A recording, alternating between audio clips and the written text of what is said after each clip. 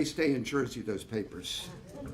And during my search for material for my book, I found a treasure trove of my dad's war records. Letters to his parents and fellow servicemen.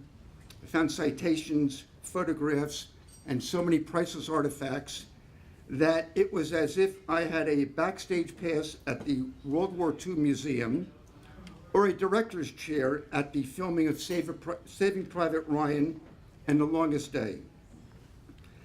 Every time I found something, I said to myself, why didn't I ask my dad, well, here I go.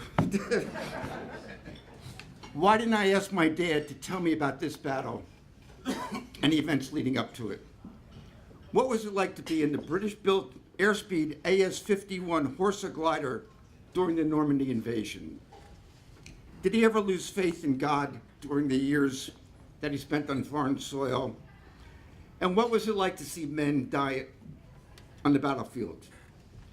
When we were growing up, my dad, like many of your fathers who served in the armed forces, he told us war stories, but he never spoke of his heroism or his bravery.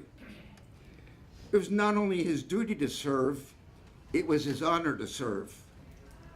Sometimes we listened. More often than not, we said, Dad, enough already. Yes, when we got out of line, he would roll up his sleeves. He'd flex not his muscles, but his forearm. And he would have us feel the shrapnel still lodged there. I remember there was a bluish purple mark on his arm, a constant reminder of the battles he fought. I remember the attacks of chills, the thrashing he would endure, resulting from the effects of malaria, which he had contracted during the campaign in Northern Africa. And I vividly remember the limp he had and how it progressively got worse year after year, the result of the crash landing he miraculously survived. Taken from him was the grace of a runner good enough to make the Cornell track team and compete in the 100-yard dash against Marty Glickman of Syracuse. My dad told me that Glickman crossed the tape before my dad got out of the starting blocks. Glickman, a Jew, was a member of the 1936 Olympic team, but did not compete for the United States because of the scourge of anti-Semitism. While going through the boxes of my dad's war papers, I realized several months ago that today, April 26th, would have been his 100th birthday. Not tomorrow, not next week, nor next month, today. If I missed it, I would have had to wait another 100 years. So I put everything else to the side and set out to plan this special day. While honoring our dad's service to our country, I thought what better way to also honor and pay recognition to all those who have answered our nation's call. And so this day became more than our dad's tribute. It's a tribute to so many of you, your fathers and grandfathers, and in the case of Peter and Eileen Sudler, your sons, who have all worn the uniform of a grateful nation. Many of you wrote me about your service or the service of your loved ones. Each note was more touching and poignant than the next. I feel as if we are all one today. There were 16 million members of the United States Armed Forces in World War II. We lost 300,000 soldiers in battle and more than another 100,000 by other causes. Each day we lose almost 400 veterans from that war. Robert Blakeman, father of my cousin Bruce, enlisted in the Merchant Marines at the age of 17 and served on a gasoline tanker bringing supplies and fuel through submarine-infested waters to General Patton and his troops in North Africa. My dad might have been the recipient of some of that fuel because he too served in North Africa. We sadly said goodbye to Bob this week. Thank you, Bruce, for your presence today. You not only honor our dad's service, but your dad's as well. I had intended to tell you about my dad's military service and the decorations he received, the battles that led to 2 Purple Hearts with Oak Leaf Cluster, the Bronze Star, the Combat Infantry Badge, and many others. I'd spent weeks writing this tribute to my dad. I have been in contact with West Point, Fort Dix, and the World War II Museum in planning today's program. Trust me, you think the DEP is difficult? Try dealing with the Army. But yesterday afternoon, as a complete and unexpected surprise, I received the draft of a book from the World War II Museum, chronicalizing my dad's time in the military and his role as a first lieutenant and rifle platoon leader in the 325th Glider Infantry Regiment, 82nd Airborne Division. It is a story that my brothers and I never knew in its entirety. Time will not allow me to do justice to our dad's record of service. Simply stated, the museum historians wrote the following. The following pages are the story of Mr. Katz and how his courage and his leadership skills guided his men and himself through some of the fiercest episodes of World War II. As an additional prize, I also received yesterday from Governor Philip D. Murphy of our great state, the Distinguished Service Medal, which has been awarded to our dad posthumously for distinguished service in the European, African, Middle Eastern theater of operations. So I had all this written about what I was going to tell you about my dad, and we wouldn't have the time, and I couldn't do it the justice. But all of us will have dinner one night and we'll talk about this. But let me tell you just a few things that the boxes of my dad's papers and the books from the museum revealed to me. Many of the letters that my dad sent to his fellow servicemen were returned to him and marked missing in action, deceased, or killed in action. The following is a small portion of a letter that he wrote to his parents on October 24th, 1943. He wrote, "The Germans are good, but we are better. The outfit we beat was part of Hermann Goering's division, their best boys. But it will take a year of Sundays to beat a plain old Yankee boy. I picked up a few souvenirs from them, but threw most of them away as they got heavy on my back. But a German sweater will keep me warm this winter." He continued, "Don't worry about me, as I'm really fine. Someone must be looking over me, as I've certainly gotten my share of good breaks." He wrote a letter to his parents on the 4th of July, 1944. "The curtain is ready to go up on the big show, and the Nazis will be playing the final act."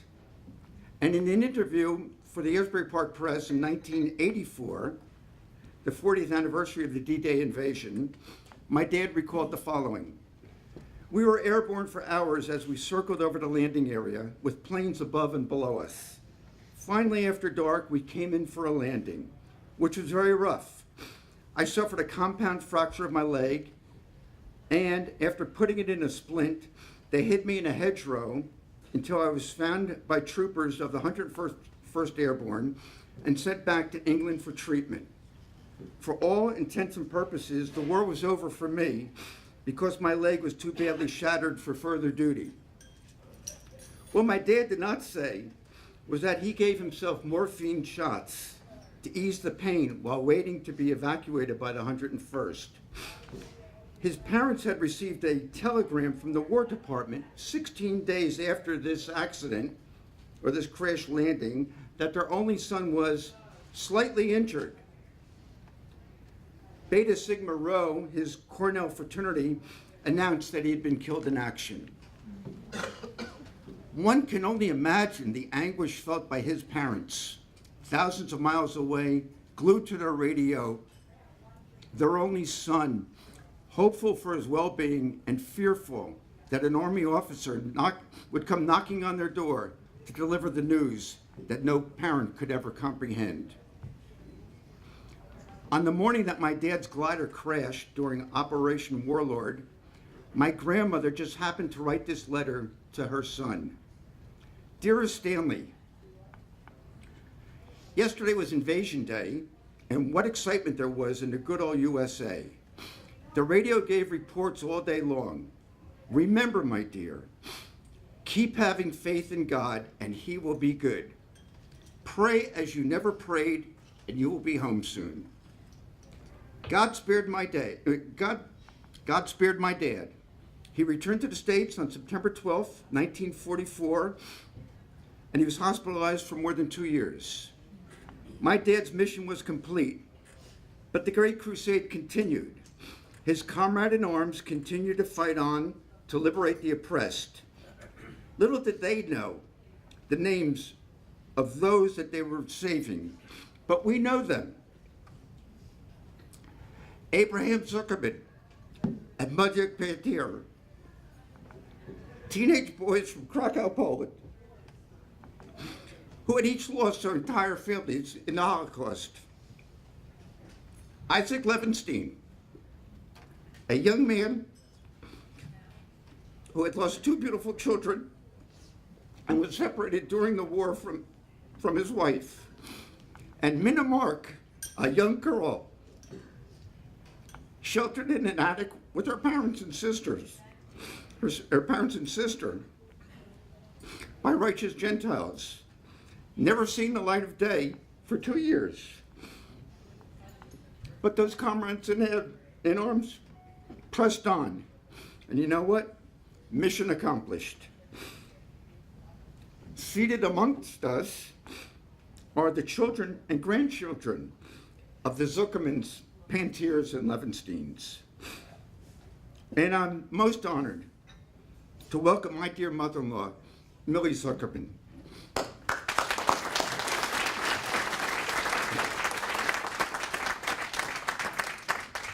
My dad went on to live a good and noble life. He married the beautiful Lorraine Walters, daughter of Harry and Minna, in August 1947 at the Berkeley Carteret, just a few miles from where we are. That same month, Abe and Millie Zuckerman married in displaced persons camp in Bindermichel, Austria. Who could have ever imagined that years later, First Lieutenant Stanley Katz and Schindler survivor Abraham Zuckerman would stand together under the chuppah as their children, college sweethearts, would be united forever in marriage. So now you know why the stories of the baseballs and boxing will have to wait a little longer. Although when Colonel Jacobs comes up, he's going to sign a ball for me. Several years ago, my friend Barry Mandelbaum traveled to Normandy, and he spent time at the Aeronautical Museum in Santa Maria Église. I was never good in French. He could not get over the gliders, known as flying coffins, engineless and unarmed. And he wrote to me from France about my dad's bravery and heroism. When Barry left the museum, he was stopped by an elderly couple from Holland who proceeded to thank Barry for liberating them, to which Barry replied, "Do not thank me. I did not serve.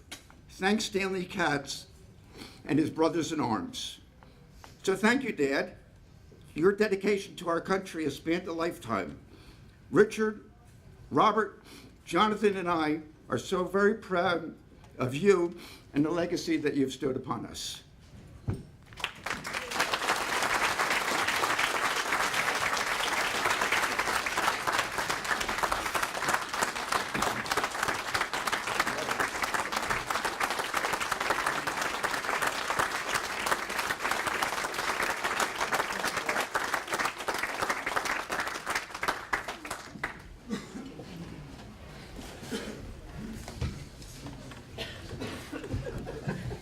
Okay.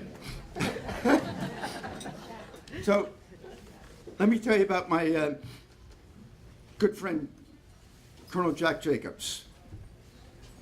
When I was planning this tribute, Jack was my first choice to be our guest speaker. I reached out to my friend Dennis Bovin, and Dennis wished he could be here today. I reached out to my good friend Jim Corder, who also wished that he could be here today. And I reached out to Jack. And Jack responded a few weeks later that he had a prior commitment and regrettably could not attend. I then went to plan B. What the heck? Tom Brokaw. who sent me the following email. Stephen, alas, I am out of town on the day of your tribute to your father, but I would recommend Colonel Jack Jacobs, MOG recipient in Vietnam. Yes, even Tom Brokaw does not proofread his emails before they are sent. I said to myself, what's an MOG recipient? But then looked and saw that the G is next to the H on the typewriter. The email continues. NBC News military analyst and all-around great guy. Now what? Jacobs is out, Brokaw's out, and who does Brokaw recommend? Jacobs. Here comes Plan C. I sent the following email to Colonel Jacobs. Colonel, there's an old adage that if at first you don't succeed, try again. Since Tom Brokaw wrote so glowingly of you, I thought I would try once more. I do hope that you will be able to change your plans on the 26th. Colonel Jacobs answered the call of duty, as he has done throughout his life, and we're so blessed to have him with us today. I then asked Colonel Jacobs for his biography to use for today's introduction. As I read it, I was struck by its modesty. It starts with the usual, where he was born, the degrees he holds, and it briefly states, it refers to his service in Vietnam and the medals earned. Like it was an afterthought. Continues to mention Jack's numerous business and charitable endeavors, including the Children of Fallen Patriots Foundation. Let me tell you a little more about Jack Jacobs and his resume. He was born in Brooklyn, New York, August 2, 1945. He and his family moved to Woodbridge. He graduated Woodbridge High School in 1952, and then he went to Rutgers, where he earned his BA and his MA. He was a member of ROTC at Rutgers and entered the military service in 1966. He is the recipient of 3 Bronze Stars, 2 Silver Stars, the Medal of Honor, which is our nation's highest combat decoration. And he's an on-air panelist for NBC. Ruth and I often wake up to Jack on the morning show. It's part of our morning routine, and we like watching Jack while we're in bed. And later on, Jack will tell you all about Mika and Joe, whatever you need to know. So, how did Jack Jacobs come to receive the highest rank of recognition for uncommon valor and selfless courage? There's a book over there, it's called Medal of Honor, Portraits of Valor Beyond the Call of Duty. Coincidentally, the photographer of this book is our friend Nick Del Caso, who was both the author and photographer of a book called The Triumphant Spirit, Stories of Holocaust Survivors. So here you have, Nick put out 2 books, Medal of Honor, Jack Jacobs, Triumphant Spirit, and if you have that book, you'll see Abe Zuckerman there with the picture by Schindler Way. You'll see Murray Pantier with the picture by the Statue of Liberty. Amazing. And this is all you need to know about Jack Jacobs. On March 9th, 1968, 50 years ago last month, Jack Jacobs was with the lead companies of a South Vietnamese battalion as they searched for the Viet Cong. Suddenly, a large enemy force, hidden in bunkers only 50 yards away, opened fire with mortars, rifles, and machine guns. With no place to hide, many South Vietnamese soldiers were killed or wounded in the first few seconds. A mortar round that landed just a few feet away sent shrapnel tearing through the top of Jack's head. Most of the bones of his face were broken, and he could not see but out of only one eye. He tried calling airstrikes, but the intense enemy ground fire drove off the U.S. fighters.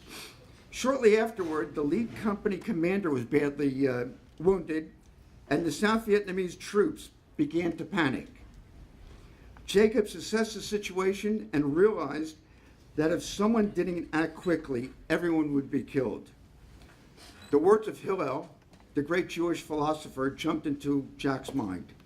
If I am only for myself, what am I? And if not now, when? He assumed control of the unit, ordering a withdrawal from the exposed position to a defensive perimeter. He dragged a wounded American sergeant riddled with chest and stomach wounds to safety.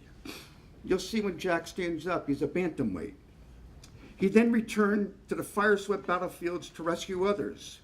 Each time he returned, he had to drive off the Viet Cong and single-handedly killed 3 and wounded many others.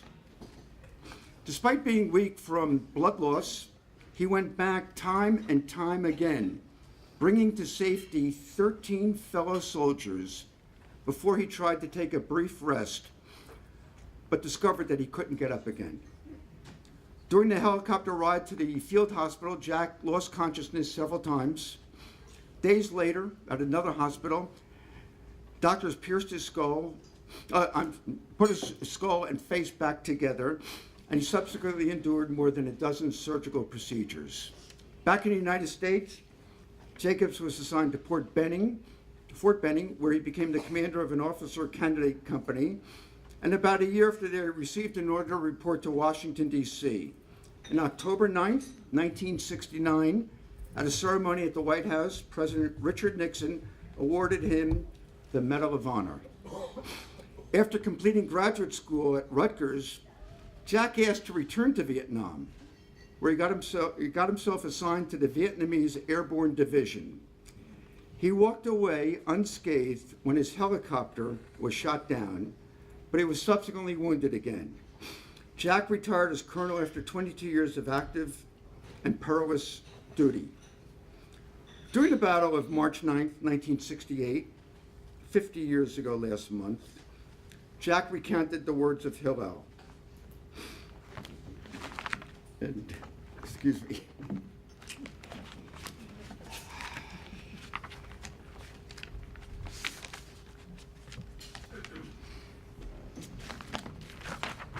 Once again, I've misplaced my notes, but it's been a long time. About an hour. But when I think of the bravery and heroism of Colonel Jacobs, I'm reminded of the words of Pirkei Avot. Say little and do much, for by your deeds shall you be judged. Please honor and welcome Colonel Jack Jacobs.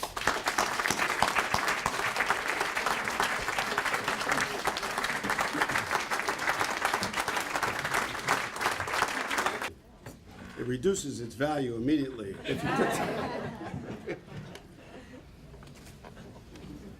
Thanks. You're very welcome. Thank you. Thanks. Well, I'm delighted to be here.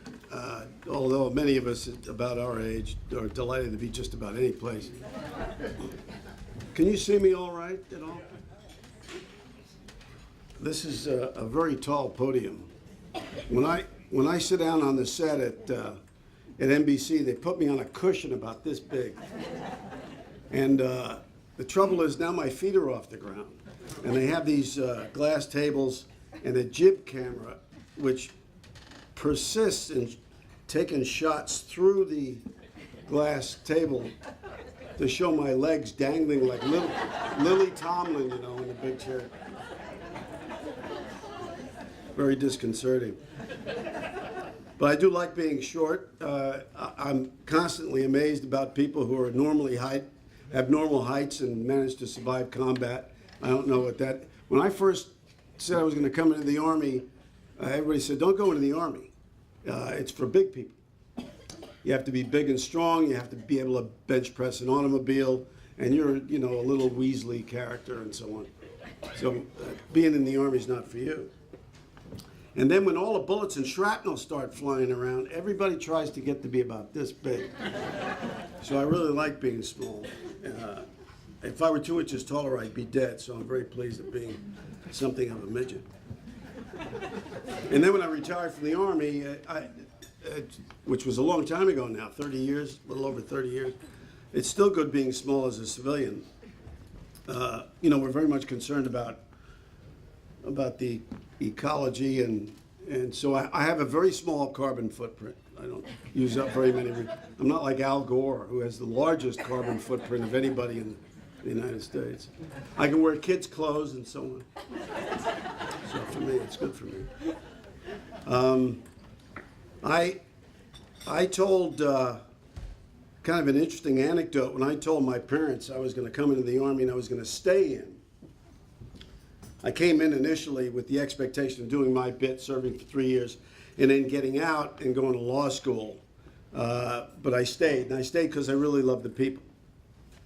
And when I told my parents I was going to stay in the Army, my mother said, "That's a stupid thing to do. Why, you should be a banker or something like that instead of being in the Army." 20 years later, I called her up and said I was retiring from the Army to become a banker.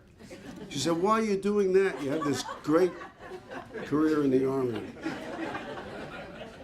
So you can't satisfy, unless you got to satisfy yourself. You certainly can't satisfy your parents. I joined the Army through the ROTC program at Rutgers University, and I joined ROTC for two reasons. The first was that I thought then, and I still think today, that everybody who's lucky enough to live in a free country owes it something in the form of service. My father had served in the Second World War in New Guinea and the Philippines in the Army, and I was going to do my bit and get out and go to law school, but like I told you, I stayed. But I think it's very important not to open up a wide gulf between the people who are being served and the people who are serving. And alas, that's what we have today. We all love the troops, but that's principally because we don't have to be the troops. We've effectively outsourced the defense of the Republic to a very small number of young men and women who are willing to do it. And as long as somebody else is going to do it, we're pretty happy about that. I think we're making a mistake there. The second reason I joined ROTC is because they paid you $27 a month. And I desperately need, which wasn't even a lot of money back in those days, but I desperately needed the money because I'd done something incredibly stupid. I got married when I was 18 years old. I've got a daughter who's older than I am. I'm trying to figure out how that works. Not very good at math, you know. Don't do that. Well, it's too late for you. When my kids were growing up, I told them, don't get married at all. Very bad idea. But if you are going to get married, you have to wait till the proper age, which is 85. That's the right age to get married, I think. So when I finally got into the Army, I had two kids. I had a wife and two kids to support. And a brand new lieutenant made $222.10 a month. And so I decided to go airborne. I went to the 82nd Airborne Division, like Stanley Katz, because they paid you an extra $110 a month. Now, you don't have to have a CPA to figure out that's a 50% increase in salary, and merely for jumping out of airplanes. And gravity does all the work. I mean, there's nothing to it. Those of you who've jumped out of airplanes know that it's true.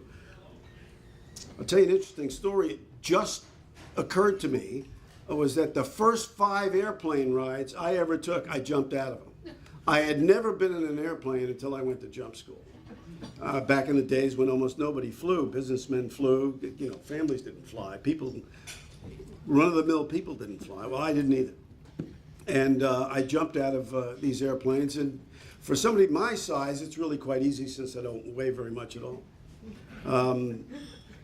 Again, I don't understand how really large people can do the stuff that I've managed to do. They're just too big. I'm shrinking though. One of these days, I'm getting smaller and smaller and smaller. Someday somebody's going to say, where the heck's Jacobs? He was just here yesterday. Well, I was that big, and now I'm nothing else. My first assignment was in the 82nd Airborne Division, and as I told you, I was in Charlie Company, 2nd Battalion Airborne, 505th Infantry, and Stanley Katz was in the 325, 325th Regiment, which was gliders. Let me tell you, jumping out of airplanes is really easy. Sitting in gliders, which have the aerodynamic qualities of a set of car keys, is infinitely more dangerous and difficult. And it's astonishing that any of those people survived at all. A large majority of those aircraft were shot down or they crashed when they landed, and the large majority of people who were in them were casualties one way or the other. So it's not surprising Stanley Katz did not come out of that unscathed. And then on top of that, when they got out of those wrecks, I mean, they were made out of canvas and toothpicks and so on, then they had a fight. Very, very difficult stuff. The toughest, the 325, they were the toughest soldiers in the 82nd, and the 82nd were the toughest soldiers in the Army. Very tough people. I have a great deal of admiration for people who would sit in those things and then roll out and fight. My first company commander was a guy named Hunter Shotwell. Now, I suppose if your name is Shotwell, you name your kid Ammo or Front Sight or Hunter or something similar.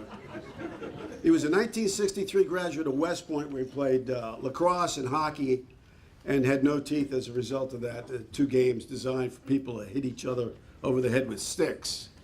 It's amazing how anybody survives that either. And he had just come from Vietnam and was later to go back to Vietnam where he got killed in his second tour. But in 1966, he was my company commander, and after having this conversation in his office when I reported to him, he said, "Okay, now get out of my office." And I said, "But sir, which platoon is mine?" For those of you who don't know, a rifle company's got 4 platoons of about 40 men each commanded by a lieutenant like me. I said, "Which platoon is mine?" He said, "You must be joking. We're the only officers in this company. They are all yours." Because the war was going on, and they were shipping all the lieutenants and all the sergeants they possibly could over to Vietnam. So we were the only officers in the company. I went instantly from being responsible for absolutely positively nothing to being responsible for absolutely everything in the lives of about 150, 160 men. There is nothing like military service that gives young people authority and responsibility at an early age. And years later, when I retired and went into the banking business, and they said, "Do you know anything about the European monetary system?" And I said, "No, I don't know anything about it, but it can't be harder than getting shot at and being responsible for a lot of people, for everything in their lives, including their training and their families and their lives. Whatever it is, it's going to be pretty easy in comparison." There was no better training for to be a mensch for your father than to be a paratrooper and to have fought to defend this country when nobody else would. I was just thinking about the name Katz. You know, we Jews have an interesting way of doing things. We like acronyms and so on, and Katz is a made-up name. It's an acronym. And it's, for those of you who don't know, I'm sure you all know, it's Kohen Tzedek, a righteous priest, a priest of justice. And I'm not surprised that the law figured importantly in your family, because it's all about justice, as in Deuteronomy. Justice, justice shall you pursue. My son, younger son, who's a lawyer, has got that in a plaque over his desk, in back of his desk.